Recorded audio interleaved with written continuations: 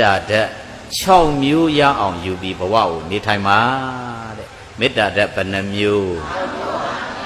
နံပါတ်1ကအရှိရက်ကမေတ္တာဓာတ်ကိုရအောင်ယူရမယ်ပြောကြည့်ပါအရှိရက်ကမေတ္တာဓာတ်ကိုရအောင်ယူရအရှိရက်ကမေတ္တာဆိုတာဘာကိုရည်ညွှန်းတာလဲလို့ပြောရင်မိဘရဲ့မေတ္တာတဲ့ပြောကြည့်ပါမိဘရဲ့မေတ္တာကိုကသာသမီဖြစ်နေရင်မိဘရဲ့မေတ္တာခန်းချောက်မသွားဘူးလိုတယ်မေတ္တာမိဘရဲ့မေတ္တာတွေစီးဆင်းဖို့ကိုယ်စီကိုမေတ္တာဓာတ်တွေဝင်နေဖို့လိုသလားမလိုဘူးလားလိုတယ်ငါသားလေးကြီးပွားပါစေချမ်းသာပါစေငါသမီးလေးကြီးပွားပါစေချမ်းသာပါစေဒီလိုလိမ်မာတဲ့သားလေးတွေသမီးလေးတွေဆင်းရဲဒုက္ခလွတ်ကြပါစေဆိုတဲ့မိဘရဲ့မေတ္တာဓာတ်တို့သူတော်စင်တို့မှာလိုသလားမလိုဘူးလားလိုတယ်မိဘနဲ့အစင်မပြေတဲ့သားသမီးကလည်းရှေ့ရောက်ဖို့လွယ်ရဲ့လားမလွယ်ဘူးချို့မိဘကိုပြန်ပြောတာမျိုးမိဘနဲ့ပြဿနာတက်တာမျိုးမိဘနဲ့စကားမပြောနိုင်မခေါ်နိုင်ဖြစ်တာမျိုးဒါမျိုးတွေမရှိဘူးလားအေးအဲ့ဒါကြောင့်မို့ဟန်နေမန်နေမလုပ်ဖဲနဲ့ကိုမိဘနဲ့ပတ်သက်ပြီးတက်နိုင်တယ်မြတ်မိဘရဲ့မေတ္တာဓာတ်ကိုရအောင်ယူရမယ်တဲ့ပြောကြည့်ပါမိဘရဲ့မေတ္တာဓာတ်ကိုရအောင်ယူရနောက်နံပါတ်2ကကျတော့တောင်အရက်ကမေတ္တာဓာတ်ကိုရအောင်ယူရမယ်တဲ့ပြောကြည့်ပါတောင်ရက်ကမေတ္တာဓာတ်ကိုရအောင်ယူရတောင်ရက်ကမေတ္တာဆိုတော့ဘု து မေတ္တာလဲလို့ပဲဆရာသမားရဲ့မေတ္တာဘု து ရဲ့မေတ္တာဆရာသမားရဲ့မေတ္တာအေးဒီနေရာမှာတပည့်နဲ့ဆရာနဲ့တပည့်နဲ့ဖြစ်နေရင်လေအပြန်ပြန်အလန်လန်မေတ္တာဓာတ်တွေလိုသလားမလိုဘူးလားလိုတယ်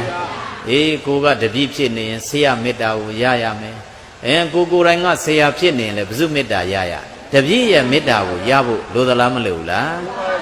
အဲ့ဒါကြောင့်မို့ဆရာနဲ့တပည့်နဲ့အပိုင်းကလည်းပဲမေတ္တာရှိမှုမရှိမှုကတခုခုဖြစ်ရင်ပို့ပြီးတော့သိတာလေဥပမာအဖြစ်ဦးဇင်းတို့ခုဘုန်းကြီးကျောင်းနေကြတယ်ဆရာနဲ့တပည့်နေကြတယ်ယာချီပြီးတော့တန်ခါရှိတာမှန်တယ်ပေါ့ဒါပေမဲ့အဲ့ဒီထဲမှာကိုယ့်ပေါ်မှာမေတ္တာရှိသူမရှိသူကြွာသွားတာမရှိဘူးလားကိုယ့်ဘက်ကတော့ဒါပေမဲ့သူတို့ဘက်ကမေတ္တာဘလို့ပဲထားဆရာဖြစ်တဲ့ပုဂ္ဂိုလ်ကတော့မေတ္တာကိုအားလုံးငယ်ငယ်ကြီးကြီးမခွဲအားလုံးပေါ်မှာတပြေးတည်းထားကြရတာမရှိဘူးလားဆရာမှာယံသူဆိုတာရှိရလားမရှိဘူးဘယ်တပည့်ကတော့ဘလို့ဖြစ်လို့ဘာဖြစ်တယ်ဆိုတာမရှိဘူးအားလုံးကိုကောင်းစေခြင်းနဲ့မေတ္တာအစစ်အမှန်နဲ့ထားကြရတာမရှိဘူးလားရှိအဲ့ဒါကြောင့်မို့တပည့်ဖြစ်ရင်လည်းကြီးပွားခြင်းရင်ဆရာမေတ္တာရအောင်ယူရမယ်တဲ့ဗာမေတ္တာအဲ့ဒါကြောင့်တောင်ရက်ကမေတ္တာတဲ့ဆိုတာဆရာရဲ့မေတ္တာတဲ့ဗာရဲ့မေတ္တာဆရာရဲ့မေတ္တာကဲဘယ်နှမျိုးရ2မျိုးရမိဘရဲ့မေတ္တာရဲ့ဆရာသမားရဲ့မေတ္တာကဲနောက်တစ်ခုကအနောက်ရက်ကမေတ္တာဓာတ်ကိုရအောင်ယူရမယ်တဲ့ပြောကြည့်ပါဦးအနောက်ရက်ကမေတ္တာဓာတ်ကိုရအောင်ယူရအနောက်ရက်ကမေတ္တာဓာတ်ဆိုတာကြတော့ဘာကိုရည်ညွှန်းတာလဲလို့ပြောရင်နော်သားမယားရဲ့မေတ္တာကိုယူရမယ်တဲ့ပါတယ်လေသားမယားရဲ့မေတ္တာကိုရအောင်ယူရတို့သူတော်စင်များမိသားစုအဖြစ်နဲ့တိဆောက်ထားရင်လင်ရမယားရဲ့ဖွဲ့စည်းထားတဲ့မိသားစုလေးမရှိဘူးလားရှိအဲ့ဒါဆိုရင်2ယောက်လုံးကမေတ္တာတဲ့အပြန်လန်ပေးနေဖို့လိုတယ်လင်ယောက်ျားကလည်းဇနီးမယားကိုမေတ္တာပေးဖို့ဇနီးမယားကလည်းလင်ယောက်ျားကိုမေတ္တာပေးဖို့လိုသလားမလိုဘူးလားလိုတယ်အဲ့ဒါကိုလေတို့သူတော်စင်များအကျေနော်ဦးဇင်းတို့ဟောပြောပြသပေးထားတာရှိတယ်အဲ့ဒီကဏ္ဍတွေလည်းပဲတရားတွေနော်လင်နဲ့မယားနဲ့လင်ဆိုပြီးတော့နော်ဟောထားတာရှိအကုန်အစုံရှိတယ်နော်ဒီဘက်ကမိဘနဲ့သားသမီးလည်းပဲဟောထားတာရှိတယ်မိဘနဲ့သားသမီးနဲ့မိဘဆရာနဲ့တပည့်နဲ့ဆရာဒါခွတ်ထွက်ပြီးသားတွေရှိတယ်မိမိနဲ့မိတ်ဆွေနဲ့မိမိဆိုပြီးတော့နောက်ထပ်မြောက်အရက်အတွက်ကကျတော့မိတ်ဆွေကိုရည်ညွှန်းတာဘာကိုရည်ညွှန်းတာမိတ်ဆွေကိုရည်ညွှန်းတာမိတ်ဆွေတယောက်ပေါ်မှာထားရမယ်စိတ်သက်ကိုကမိတ်ဆွေပေါ်မှာဘာတွေလုပ်ပေးရမလဲအဲ့ဒီကိုလုပ်ပေးတဲ့မိတ်ဆွေကလည်းကိုယ့်ပေါ်ကိုဘာပြန်လုပ်ပေးရမယ်ဆိုတာကိုလည်းအကျေဟောထားတာတွေရှိတယ်အဲ့ဒီမိတ်ဆွေရဲ့မေတ္တာကိုလည်းရအောင်ယူဖို့လိုသလားမလိုဘူးလားလိုတယ်အဲ့ဒါကြောင့်မို့မြောက်အရက်ကမေတ္တာဓာတ်ဆိုတာမိတ်ဆွေရဲ့မေတ္တာတဲ့ဘာရဲ့မေတ္တာမိတ်ဆွေရဲ့မေတ္တာကဲဘယ်နှမျိုးရ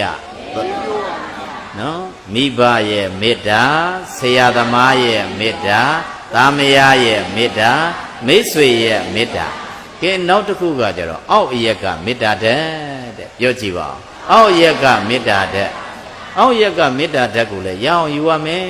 အောက်ရက်ကမေတ္တာဓာတ်ဆိုတော့ ဘာကိုဆိုလိုတာလဲလို့ပြောရင်လက်အောက်ငယ်သားရဲ့မေတ္တာ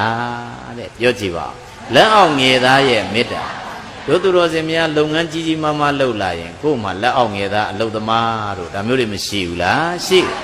အဲ့လိုမျိုးရှိရင်ကိုကအလုပ်ရှင်နဲ့အလုပ်သမားဖြစ်နေရင်လေအလုပ်ရှင်ကနေအလုပ်သမားပေါ်မှာလုပ်ပေးရမယ်တာဝန်ဝတ္တရားတွေရှိတယ်ဒီတိုင်းပဲတို့သူတော်စင်များအလုတ်သမားကလည်းအလုတ်ရှင်ပေါ်မှာပြုလုပ်ပေးရမယ်တာဝန်တရားတွေမရှိဘူးလားရှိအဲ့ဒီတာဝန်တရားတွေကြည်ပြွန်နေတယ်ဆိုရင်လည်းပဲအဲ့ဒီပုဂ္ဂိုလ်တွေကပို့ပြီးတော့ကြီးဝါမှုတိုးတက်မှုအောင်မြင်မှုတွေရတယ်တဲ့ကဲစုပေါင်းရင်ဘယ်နှမျိုးရ5မျိုးရကဲနောက်ဆုံးတစ်မျိုးကတော့အထက်အရက်ကမေတ္တာဓာတ်ကိုရအောင်ယူရမယ်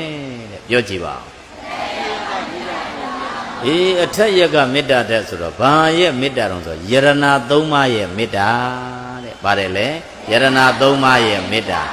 ဖရာရဲ့မေတ္တာတရားရဲ့မေတ္တာသံဃာရဲ့မေတ္တာလို့သလားမလို့လားလို့တယ်အဲ့ဒီယရဏ3ပါးရဲ့မေတ္တာကိုရအောင်ယူရမယ်တဲ့အဲ့ဒါကြောင့်မို့စုပေါင်းရင်လောကသားတယောက်ကြီးပွားခြင်းတိုးတက်ခြင်းအဲ့ဒီမေတ္တာတဲ့6မျိုးရအောင်ယူပါတဲ့ဘယ်နှမျိုးအရှိရက်ကမေတ္တာဓာတ်ဆိုတာဘာကိုရည်ညွှန်းတာတောင်ရက်ကမေတ္တာဓာတ်ဆိုတာအနောက်ရက်ကမေတ္တာဓာတ်ဆိုတာမြောက်ရက်ကမေတ္တာဓာတ်ဆိုတာအောက်ရက်ကမေတ္တာဓာတ်ဆိုတာအထက်ရက်ကမေတ္တာဆိုတာအဲ့ဒါကြောင့်မို့ကိုကအလေကောင်မှနေပြီးတော့နဗီပပတ်လေကမေတ္တာတွေကိုလွှမ်းခြုံထားဖို့လိုသလားမလိုဘူးလားကိုကအလေကနေအရှိဆိုရင်မိဘရဲ့မေတ္တာကအပြည့်